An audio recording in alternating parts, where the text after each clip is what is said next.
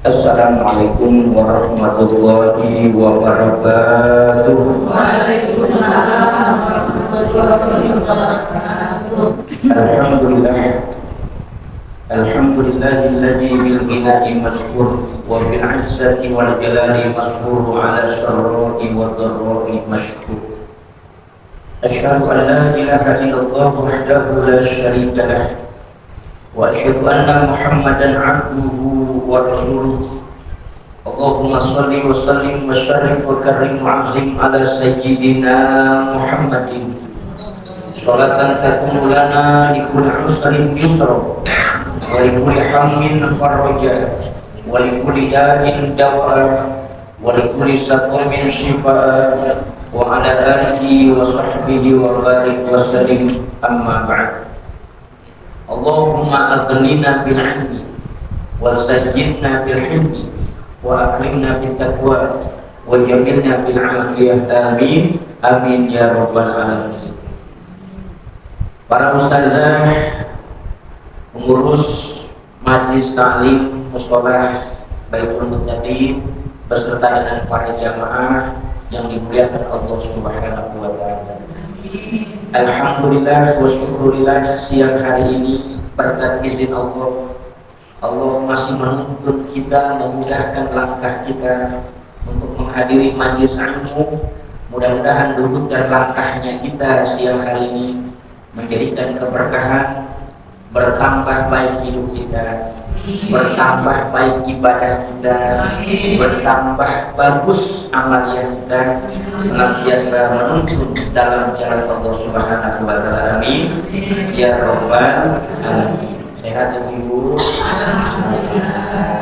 beras cukup, beras ada, alhamdulillah. Yang penting ada berasnya. Minyaknya doang, berasnya nggak ada, repot juga. Lauknya ada, berasnya nggak ada, susah juga. Intinya beras. Orang dulu cuma ada beras dimasak, ketemu kecap sama kerupuk jadi. Ada nasi pakai garam jadi. Ada lauk ayam opor, nasinya nggak ada, bingung. Alhamdulillah, syukur kita, alhamdulillah. Di daerah sudah mulai kemarau ya. Tadi pagi ada orang cerita sama saya, saya kerja apa terus di kampung.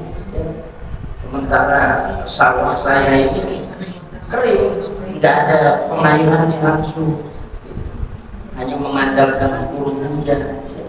Semakin sulit kehidupan kita, alhamdulillah semua gemuk-gemuk ya. Nikmat, masih nikmat ya. Diberikan panas, alhamdulillah. Dikasih hujan, alhamdulillah. Kita masih bisa hadir, bisa tertuntun dalam kemudahan dan kelancaran di majlis ilmu. Ini menjadi sebuah kebahagiaan. Apalagi kita saat ini sudah berada hampir di penghujung bulan Syawal dan sebentar lagi akan memasuki bulan Rabiul Awal. Alhamdulillah. Ntar beras penuh lagi, minyak penuh lagi. Sehat semua nanti itu, alhamdulillah. Mau di mana? Besok ada teng-tengannya enggak gitu. Nah, saya ngundang orang bu, ya kan?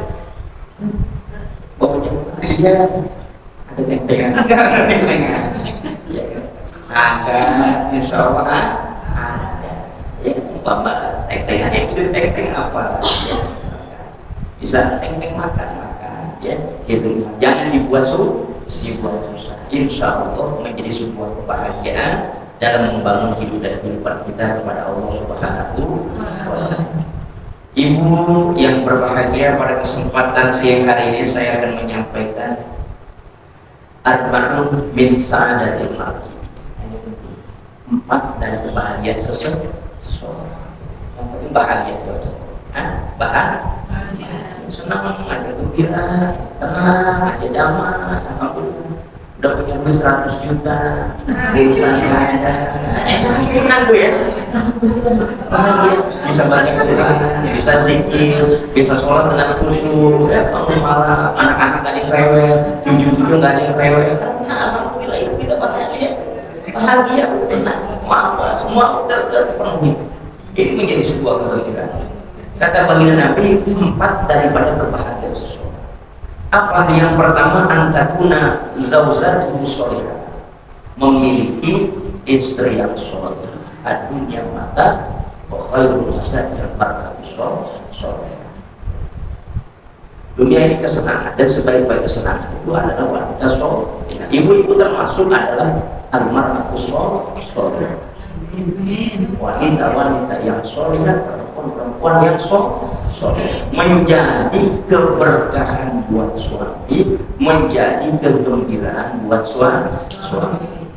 Apabila suami itu memiliki istri yang soleh, bila dipandang menyenangkan, bila diperintah menurut, apabila ditinggalkan maka menjaga kehormatannya, apabila dikasih duit cuma 10.000 cukup aja. 10.000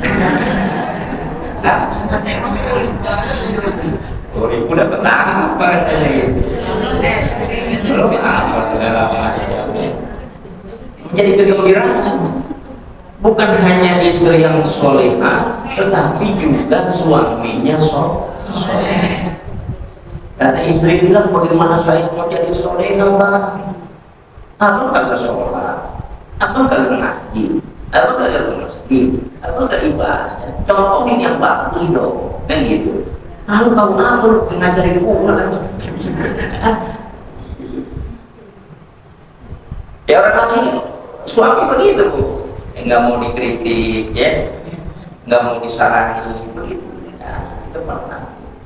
Ibu suami baru pulang udah marah-marah. Wah, ya, apakah?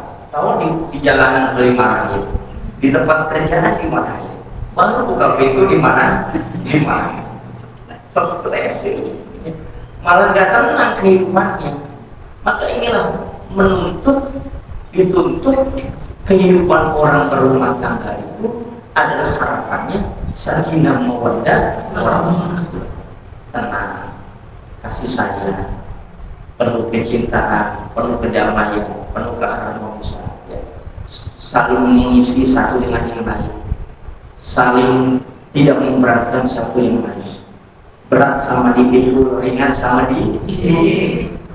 ini dalam rangka membangun keharmonisan antara suami dan istri. Bukan hanya istri yang solehah saja yang sholat, duha, puasa, baca Quran, zikir, mengaji, tetapi suami juga harus begitu. Karena suami itu adalah imam bagi seorang istri. Jadi kalau dia melihat suaminya baik, mudah-mudahan istrinya jadi baik. Tapi kalau dilihatnya tidak baik, maka cerminan kemudian akhirnya menjadi tontonan yang tidak baik bagi istri.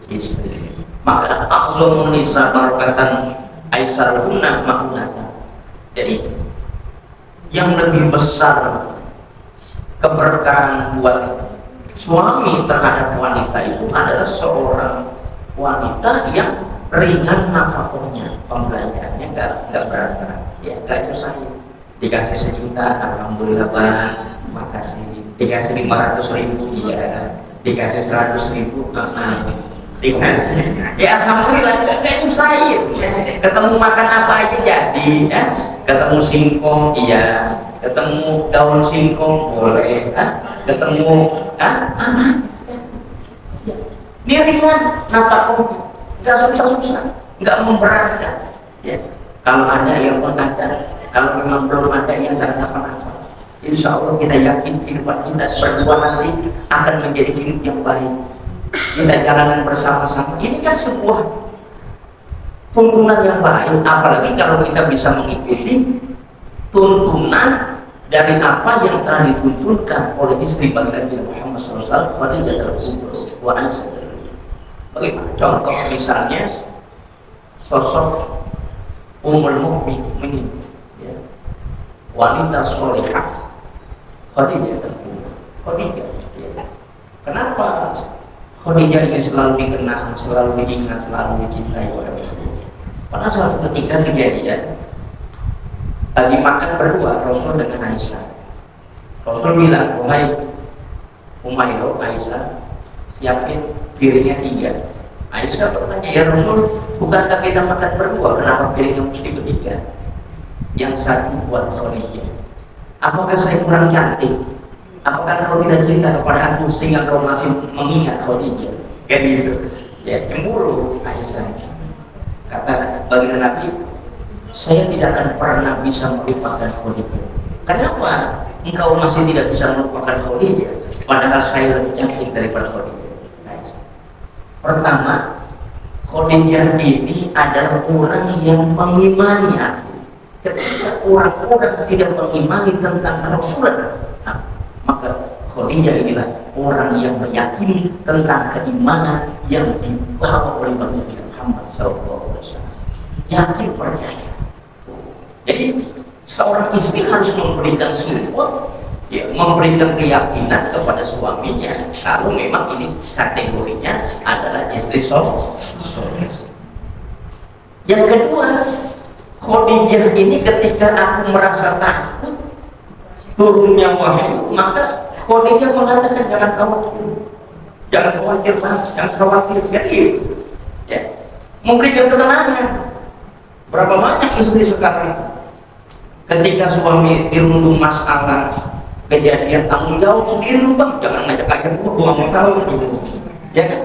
Suami kena masalah, ada problem, istri cuci tangan, nggak mau pusing, bahkan melarikan diri dari suami. Kan banyak yang begitu modelnya.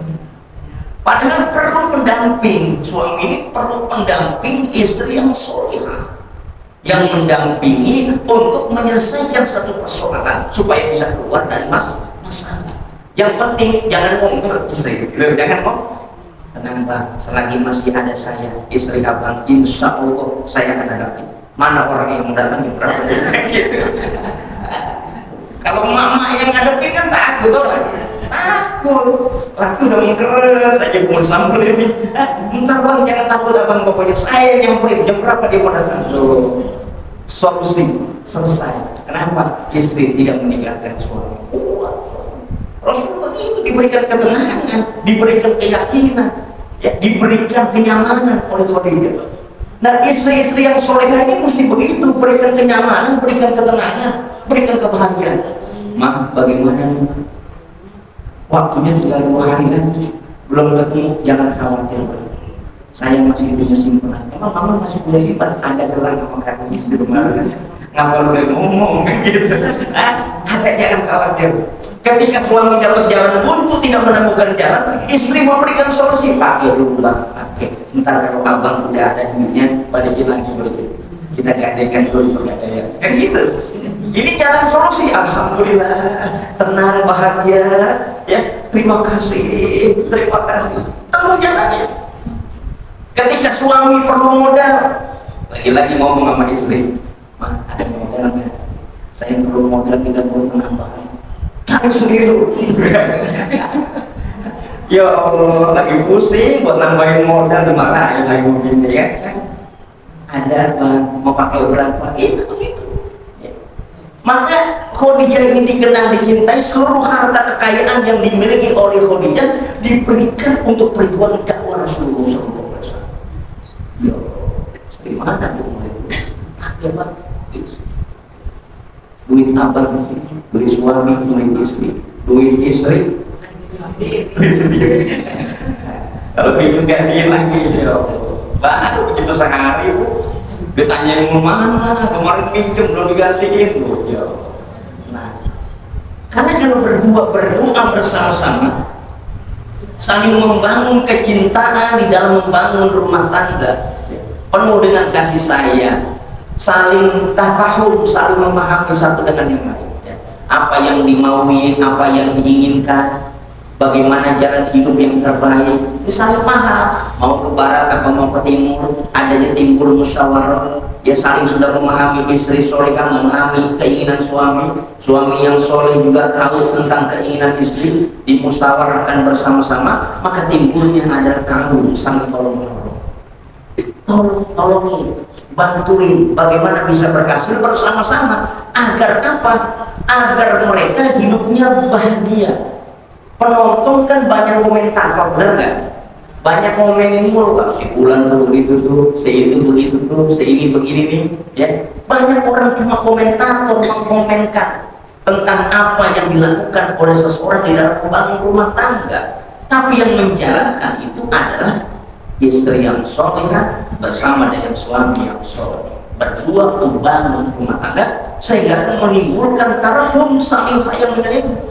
Kalau udah ada saling paham, sudah ada tolong menolongnya, timbul kasih sayang. Ya Allah mas, bantuin apa mas, udah capek banget nih, bangun tidur, udah nyuci 5 bar, udah ngusuk 10 bar, mana piring ngumpul, sampah, buang sampah. Ya Allah tega banget, lihat itu kotoran bukan dibangun, lo merokok doang, ngopi dulu di pojokan itu. Habis, nyanyi orang perempuan, ya Allah, sampai sore nggak berhenti. Apalagi kalau udah koyok nempel di jidat. Koyok, ya Allah, ngurusin cucian, ngurusin kosokan, ngurusin piring, ngurusin anak, ngurusin cucu, bebenah rapi-rapi, gak kelar-kelar, duit gak punya, pusing. Punya nggak kira-kira? Sebenernya sih gak mau teriak-teriak juga nih kemananya abah-abah dulu masih ada nyamuk abah orang tua ada, gua datang minjem, minta beras pinjem dulu balik pas sekarang udah nggak ada. Makanya kan baru berasa kalau orang tua udah nggak ada, bener kan? Masih ada orang tua mau kita datang enak, gak punya cabai dikasih cabai, gas habis pinjem dulu duit, ngomong enak. Ini beruntung untuk membangun kebahagiaan berdua.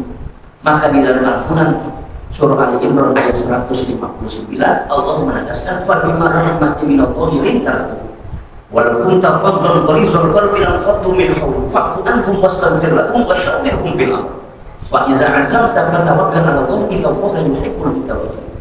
Maka disebabkan rahmat dari Allah, Muhammad engkau berlaku lemah lembut. Andai kata engkau berlaku keras, berhati kasar, niscaya orang-orang di sekitar kamu akan menjauh. Maka maafkanlah, mohonkan ampun kepada Allah dan bermusyawarah dalam segala urusan. Jadi konsepnya itu adalah bagaimana kita bisa berlemah lembut. Suami ngomongnya enak, istri ngomongnya jangan nyolong, baru ngomong udah ngegas, ya kan? Ya panas, ribut. Terjadi perang dunia akhirnya di rumah tangga, piring melayang, gelas melayang, bom perang, tetangga kagetan, ya Allah ada apa ini, gempa apa ini, tidak terjadi. Maka kalau disebabkan rahmat dari Allah, Muhammad engkau berlaku lemah lembut, kalau enggak berlemah lembut, keras, kasar, ya, maka orang-orang sekitar kamu akan menjauh. Karena dari rahmat Allah Subhanahu wa Ta'ala, maka ditunjukkan dengan ucapan yang lembut, hati yang baik, orang akan mendekat. Dan istri juga akan mendekat, suami juga akan mendekat, anak-anak juga akan mendekat. Tapi kalau kasar dua-duanya, maka korbannya adalah anak-anak. Kasihan, ya. Maka saya sering bilang, Bu, bikinin teh, bikinin kopi, mau diminum ke, mau enggak, sediain. Ada suami ngeluh bertahun-tahun rumah tangga, teh aja gak pernah dibikinin, ngaduk sendiri. Nggak pernah dibikinin kopi yang teh. Suaminya kerja, istrinya kerja, bikin ya kasihan gak ketemu. Sekali-sekali bilang, mah bikinin kopi, lagu-laguan, emang gak bisa ngaduk sendiri mah? Iya. Udah capek. Dan solihah ya bikinin, sediain aja di meja. Ada lagi ibu-ibu jam 6 udah berangkat ngaji, laki glosor aja betul saja kosong, gak ada apa-apa, teh gak ada, kopi gak ada, makanan gak ada. Ya Allah, dia bilang apa ngaji sih ngaji, sholat Tuhan sama sholat Tuhan zikir, laki urusin dulu. Hah?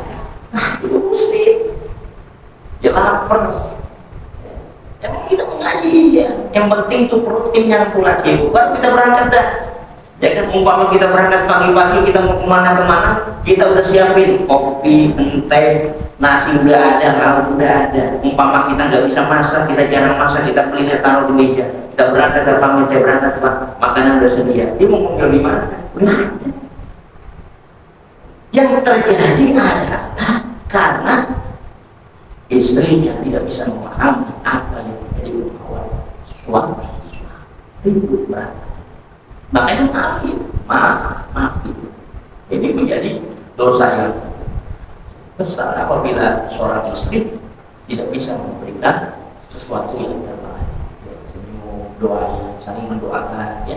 Suami pulang dari rumah berdoa, ucapin salam, istri ngucapin salam. Ya, baik-baik, ngomong yang baik-baik, yang enak, ya kan gitu Bu ya. Ngomong baik-baik, gimana Pak, gimana Mas, gimana Mak, ngomong yang enak, yang lembut gitu. Kalau nyari berantem paling gampang, buka pintu tendang aja. Paling berantem paling cepat itu, paling ribut orang rumah tangga mah paling cepat berantem. Tapi kalau semuanya didasari oleh ribut, berantem, marah dan emosi, rezeki jauh. Maka ada seorang ibu cerita sama saya, suaminya jarang pulang. Suami jarang pulang, biasanya baik sama istri, akhir-akhir ini kok berubah. Maka obyekannya jarang gol, bisnisnya jarang berhasil. Kata bininya bilang, syukurin loh. Ya. Tapi kalau waktu dia cerita, waktu dia bersama-sama baik, istrinya baik, suaminya baik, alhamdulillah ada aja tuh bisnisnya gol. Kenapa? Istrinya solehah, ikhlas, doain, ya. Sama-sama senang, sama-sama gembira, sama-sama bahagia. Ada orang keluarga punya hutang, nggak bisa cari jalan keluar untuk menyelesaikan hutangnya. Akhir solusinya suami senyum, istri senyum. Suami senyum, istri senyum. Hatinya istri redo, suaminya redo, ikhlas. Selesai hutangnya bisa kembali. Kira-kira bisa nggak begitu? Cuma modalnya yang penting istri senyum, suami hatinya suami ikhlas, suami istrinya enak gampang ya. Senyum aja tuh ngeliatin suami, biar kata suami keblok banget, senyum aja ya. Senyum. Apa lu? Pulang-pulang dari ngaji ngapa lu senyum dulu? Lu kerasukan mana? Gua senyum-senyum aja gitu. Coba deh kita coba. Insya Allah tuh jalan rezeki masuk. Benar ini Bu. Ya. Yang penting istri damai aja, tenang. Ini. Karena suami tenang. Tapi kalau istri sudah berkicau, teriak-teriakan, habis banting-bantingan, suami kaget-kagetan, nggak tenang, nyari rezekinya susah. Benar ya. Yang penting istri tenang aja. Dia sholat, dia zikir, dia senyum, hatinya ridho. Suami juga ngeliatnya kamu, ya Allah. Apalagi kalau dia ada koyoknya, pipi jidatnya, makanya kasihan ya Allah. Apalagi kalau sholat dia nangis, kata suami ini, ya Allah, biniku nggak nangis. Apa dia nggak punya emas? Apa dia pengen ngajak jalan-jalan? Apa dia pengen sendiri? Ya, apa? Gitu. Makanya istri solehah itu selalu kalau berjumpa dengan suaminya, setiap hari dia minta ridhonya, Bang. Saya udah masak, saya udah nyuci, saya udah gosok, saya udah bebenah, saya udah ngasih segala macam ini. Abang rinduin saya, kalau saya kata salah, saya ada salah pukul aja Bang. Nih nyambung, kalau mau dipukul ada kan kira-kira gitu.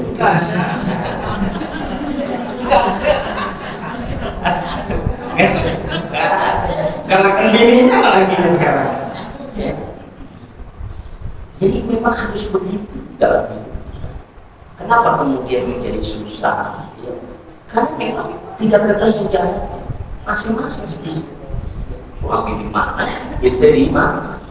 Doa, biar kemanapun berjalan kita doa. Dan jangan lupa, kita istri itu solehah jangan pelit doain buat suami, minimal bacain Fatihah, kirimin buat suami kita Fatihah, doain ya Allah tunjukkan jalannya dulu, mudahin jalannya, rezekinya, itu begitu solehah. Maafin ya Allah ya. Jangan sampai kesal berhari-hari gua sama laki gara-gara minta duren kagak dibeliin, ngambek.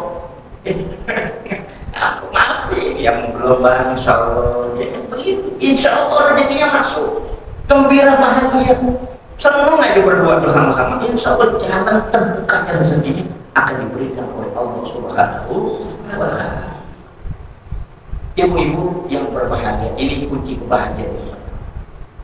Yang kedua kata baginda Nabi, wa auladu abro, memiliki anak-anak yang berbakti. Anak-anak yang innal abrar la fi na'im wa innal fujjar la fi jahim. Sesungguhnya orang-orang yang berbakti ini akan mendapatkan surga jannatul na'im, dan sebaliknya orang-orang yang durhaka juga akan mendapatkan konsekuensi neraka. Makanya kita menjadi anak-anak yang berbakti, kegembiraan orang tua ya. Bagaimana menjadikan anak-anak kita berbakti? Maka kita juga harus berbakti terlebih dahulu sama orang tua kita. Birru aba'akum birrukum abna'ukum, berbaktilah kepada orang tuamu, niscaya anak-anakmu akan berbakti kepada. Jadi konsepnya kalau anak kita mau berbakti sama kita, ya kita mesti berbakti sama orang tua kita. Kita sayang, kita hormat, kita ta'zim, kita peduli, kita mencintai orang tua kita, kita mau berbagi, ya. Kita penuh dengan kelembutan kepada orang tua kita. Mudah-mudahan anak-anak kita juga akan tumbuh seperti itu. Kalau dulu kita mungkin suka memberi kepada orang tua kita, pasti nanti anak-anak kita akan memberi kepada kita. Kalau dulu orang tua kita lagi sakit, kita suka mijetin, apa yang sakit mah, apa yang sakitnya, apa yang sakit mah. Nanti gantian anak tuh akan timbul ulas kasih sayang kepada orang tua. Apa yang timbul sakitnya mah, gantian akan terasa. Tapi kalau kita nggak ada pedulinya, nggak ada kelemah lembutannya, nggak ada cintanya sama orang tua, jangan harap anak-anak kita akan cinta kepada kita. Jadi buah itu nggak jauh dari Allah. Bukan seperti membalikan telapak tangan, maka kita harus mulai terlebih dahulu, mulai dari diri kita untuk lebih peduli lagi sama orang tua kita. Gitu. Karena anak-anak itu ya simarul qulubina, ya buah hati kita, investasi di masa yang akan datang. Mesti kita didik, kita arahkan, kita tuntun mereka, dekatkan kepada orang-orang soleh, masukkan di tempat-tempat agama, ya. Ajarkan dia kepada pendidikan agama. Ajar dia dengan Al-Quran, supaya apa? Ketika kita meninggalkan di dunia ini, kita sudah tidak menyesal karena kita telah meninggalkan ahli waris keturunan kita dalam keadaan soleh yang untuk mendoakan kita. Ini menjadi waladun soleh, ya damulah anak soleh yang mendoakan orang tua. Rabbi firli wali walidayya warhamhuma kama rabbayani. Setiap saat, setiap waktu selalu ingat dia sama orang tuanya, dimanapun dia berada. Ini tanpa diajari sudah mengalir hatinya, pikirannya, perasaannya, gerakannya, semua ingat sama orang tua. Ini sudah secara langsung. Ya, kalau ada orang tua melahirkan anak, kemudian anaknya menjadi qurrata a'yun, sedang dipandang mata, ini adalah sebuah kebahagiaan yang tidak ada nilainya dengan lainnya. Sekarang kita kaya, kita punya jabatan, duit kita banyak, ya kan? Harta kita di mana-mana, anak kita nggak peduli sama kita. Kira-kira gimana Bu? Sedih nggak? Sedih. Kemana ya nggak pernah datang, udah pada rumah, kan gitu ya. Apalagi udah nenek sama kiki kan gitu. Butuh kasih sayang, butuh perasaan. Dulu kayaknya senang, gembira, rame-rame, masih ada canda tawanya, masih ada ributnya. Tapi sekarang sudah pada menjalan semua dengan kedudukan harta kekayaan yang mereka miliki, lupa sama orang tua. Akhirnya pada ribut berantem, lu aja ngurusin, gua repot, lu aja ngurusin, gua repot. Kira-kira begitu nggak Bu? Ya kan? Orang tua berdua bisa ngurusin anak 10, anak 10 nggak bisa ngurusin. itu urusannya masing-masing. Baru ditinggalin setengah hari, lalu jagain, pusing pala dulu, suruh makan, dilopetin, suruh ini, marah-marah, gitu. Tapi orang tua nggak pernah mengeluh. Dari bangun tidur sampai tertidur kembali, dititipin kita orang tua sama anak dan cucunya. Ngeluh nggak kira-kira? Enggak Bu ya. Saya pernah ketemu orang, kemana sih Pak? Lu kok jarang ngaji sekarang? Aduh ya Allah Ustaz, saya udah repot banget, dititipin cucu sekarang. Ya enak dong buat jadi cucu, alhamdulillah. Mak bapaknya kerja, alhamdulillah. Dikasih duit dong. Boro-boro.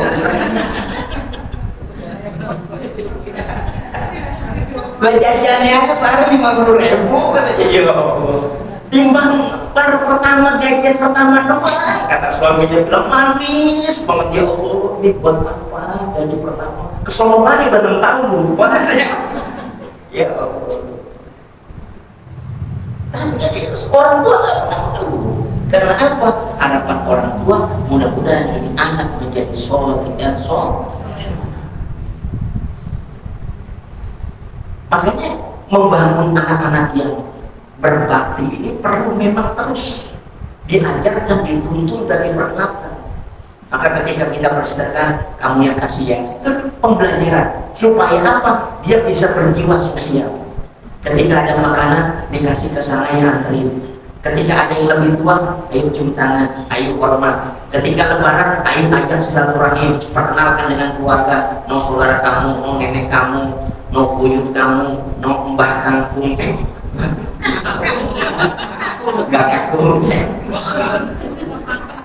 mbah kangkung ayam kering, ya kan gitu. Ini perkenalkan. Kalau ribet banget sih pakai begini-begini kan gitu. Tapi sebenarnya ini proses pembelajaran mengenalkan untuk menyambung silaturahim. Orang lain nggak kenal, mana anak siapa, itu anak siapa, punya anak berapa gitu, nggak kenal. Ini kita mau repot untuk melatih anak-anak kita menjadi anak-anak yang berbakti kepada kedua orang. Karena Allah menegaskan wa'lamu annama amwalukum wa auladukum fitnah.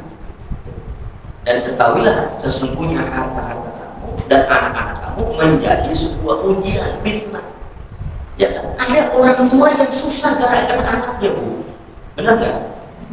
Diuji terus, fitnah. Ya nggak kelar-kelar. Padahal memang hidup ini adalah ujian. Wa nabluukum bisyarri wal khairi fitnah wa ilaina. Bakal kami uji kalian dengan keburukan dan kebaikan, yang kemudian akan dikembalikan kepada Allah Subhanahu. Diuji kita nggak pernah senang-tenang, kapan sih mau tenangnya gue, kalau mau matiin aja dah. Daripada begini, gue susah, kecil udah gue gedein, udah gede gue pengen masukin lagi, bagaimana gitu. Pusing, orang tua nggak selesai. Masalahnya ada aja, diuji tuh orang tua dengan anak, jadi fitnah. Makanya memang perlu diperkenalkan, diajarkan dengan pendidikan agama. Kalau jauh dari ulama, jauh dari ajaran agama, maka mereka anak-anak ini akan mau jadi apa generasi penerus? Kita mau repot-repot capek. Kita berani bayar les 250-500 ribu, ya, les bahasa umum, ya, les apa saja, les renang 250, matematika 400. Bahasa Inggris, anak ini bayar aja, ya kan? Anak-anak, ya, gurunya terus peng-peng, bulan ini besok kali bayaran enggak juga, iya. Kasihan, kalau dia nggak punya pendapatan yang lain, cuma di situ saja dia ngajar, itu mesti dipikirkan. Soalnya memang dia punya pendapatan yang lain, agak tenang, nggak pusing. Ya. Kalau di kampung-kampung, ya kan, ngaji, ada yang kasih 5.000, ya kan. Sih, kalau di Jakarta sama, pikiran aja. Ini mesti kita dekatkan lagi. Padahal pendidikan agama ini sangat penting untuk menghindarkan anak-anak dari kenakalan remaja, tawuran, ya, pakai obat, kehidupan sosial yang bebas. Ini yang harus dipikirkan dalam rangka membangun anak-anak yang soleh. Maka oleh karenanya al-malu wal banuna zinatul hayatid. Harta dan anak itu menjadi perhiasan kehidupan dunia.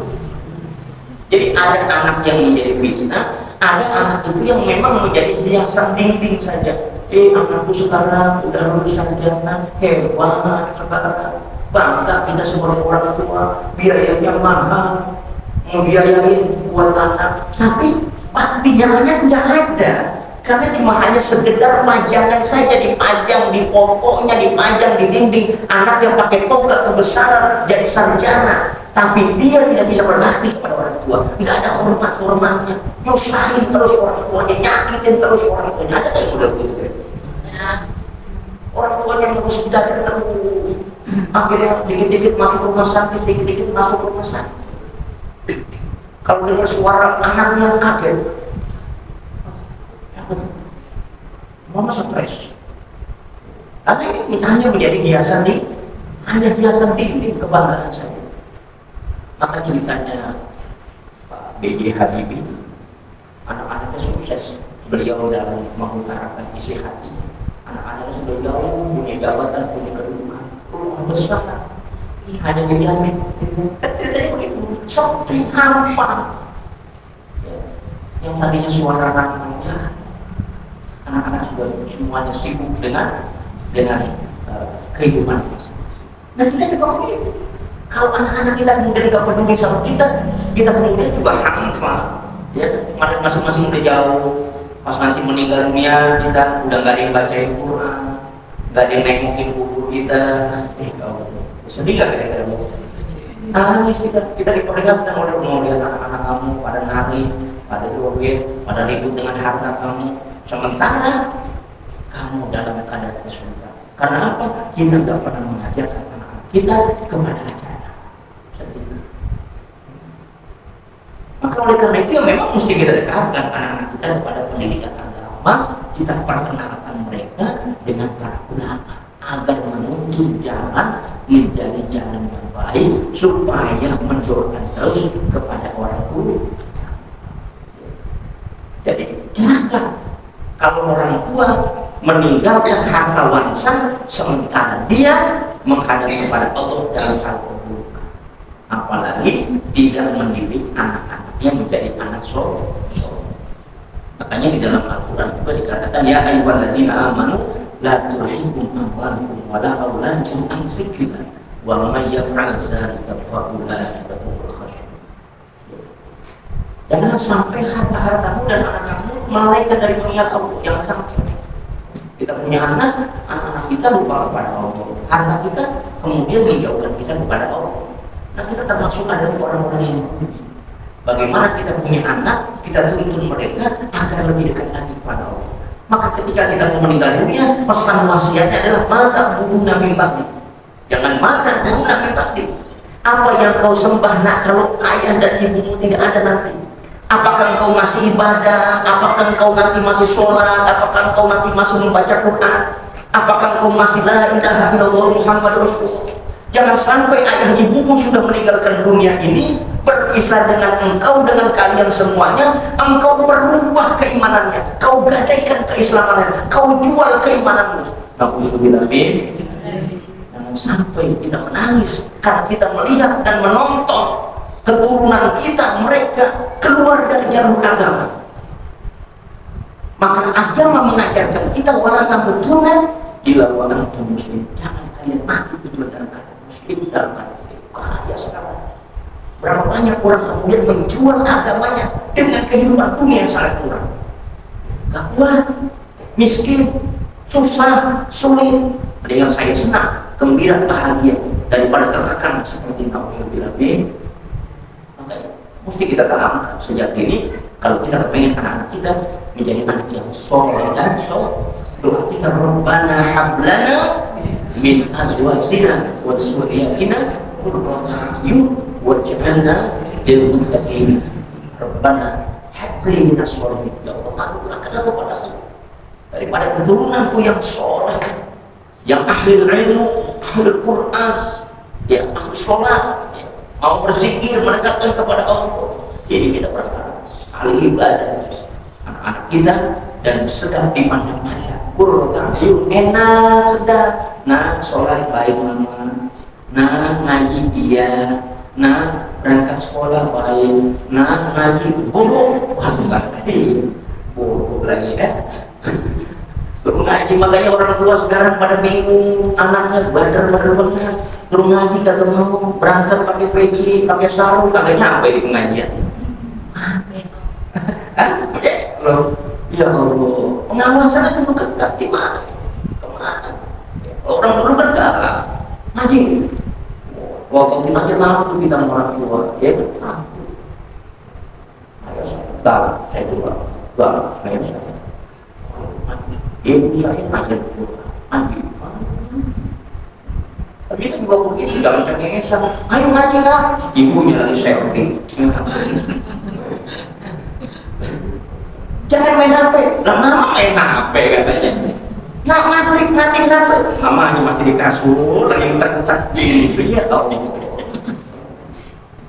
Lah gimana kita mau menuntun anak kita soleh? Kalau sementara tidak dimulai dari diri kita untuk menjadikan anak kita soleh. Ini yang kedua. Yang ketiga, waqullahu soleh. Kebahagiaan seseorang itu apabila memiliki teman-teman yang soleh, teman-teman yang baik, menuntun dia kepada jalan kebaikan. Dia sholat, ikut sholat. Dia mengaji, dia mengingatkan, saling mengingatkan dalam kebaikan dan kebenaran. Berwasiat, mengajak kepada kebaikan. Jadi apabila kita memiliki teman-teman yang soleh, berbahagia. Makanya wa nazaruhu ila man fawqa fiddin. Ya, kebahagiaan seseorang itu apabila dia bisa melihat orang yang ada di atas dia dalam urusan agama. Ya kita lihat, alhamdulillah teman saya baik, teman saya rajin, saudara saya bagus. Jadi kita tambah niat lagi, tambah keinginan untuk bisa berfastabiqul khair, berlomba-lomba dalam kebaikan. Kalau kita bersama dengan orang-orang soleh. Makanya jangan kita bersahabat dengan orang yang tidak membangkitkan semangatmu kepada Allah dan ucapannya tidak menghantarkan ya kepada Allah Subhanahu wa ta'ala. La tashab man la yuhibbuka halu wa la yadulluka 'ala Allahi maqalu. Ini kata Syekh Ibnu Athir.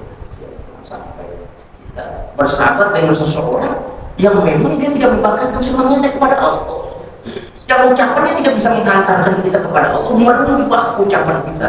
Karena kalau kita bersahabat dengan teman-teman yang buruk, cepat atau lambat pikiran kita akan jadi buruk, ucapan kita akan diwarnai buruk, hati kita juga akan buruk, keadaan kita juga akan menjadi buruk. Tapi kalau kita bersama dengan orang-orang yang soleh, orang-orang yang baik, maka insya Allah kita juga akan jadi baik. Jadi tergantung. Makanya seseorang itu bisa berperilaku baik tergantung lingkungannya. Ya, tergantung apa Bu? Lingkungan. Kalau lingkungannya sering ngaji, insya Allah jadinya. Kalau lingkungannya sering sholat, mudah-mudahan jadi rajin sholat. Kalau lingkungannya senyum, mudah-mudahan. Kalau cemberut, asap aja, buka ditekuk, jelek banget. Lama-lama kita jadi begitu gak kira-kira? Kita nengok ke kanan, gak senyum. Nengok ke kiri sama juga cemberut. Jadi begitu kita. Tapi kalau kita aja senyum, assalamualaikum, ibu, apa kabarnya, baik, saling mendoakan. Dan kita akan jadi terpengaruh. Karena lingkungan kita baik. Kulkul yang malu adalah sakit. Katakan seseorang itu berbuat karena lingkungan.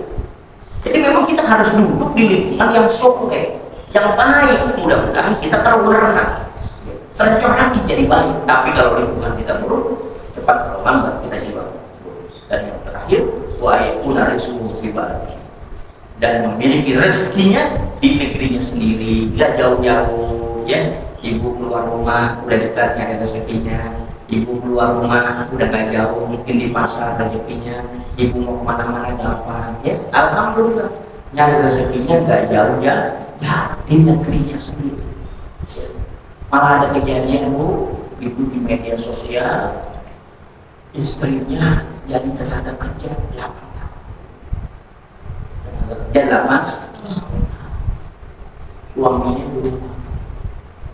Istrinya pulang, suaminya kangen sama istrinya. Karena namanya kangen, si suami sama istrinya Istrinya bilang, Mas, kita ini masih resmi gak jadi suami istri? Saya kan udah 8 tahun. Suaminya gak peduli. Kita masih suami istri. Kalau enggak kita tanyakan dulu nanti dulu. Suaminya marah, istrinya gak terima, suaminya diceplek, dibunuh mati.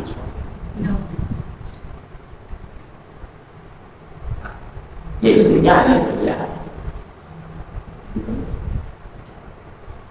Cerita. Jadi memang ini makin alhamdulillah ya, ibu-ibu yang masih kerja dapat rezeki alhamdulillah. Kalau untuk yang belum banyak alhamdulillah. Maka kalau kita sedih dengan sesuatu, mungkin rezeki kita, mungkin urusan kita yang belum kunjung selesai, kata baginda Nabi, wa man ahsanahu amrun falyaqul la haula wala quwwata illa billah. Apabila kalian merasa sedih, takut dengan sesuatu, maka memperbanyak membaca la haula wala quwwata illa billah. Mudah-mudahan ini menjadi sebuah kebahagiaan buat kita, menjadi sebuah keuntungan dan menjadi sebuah keberkahan dari Allah Subhanahu wa taala. Al-Fatihah.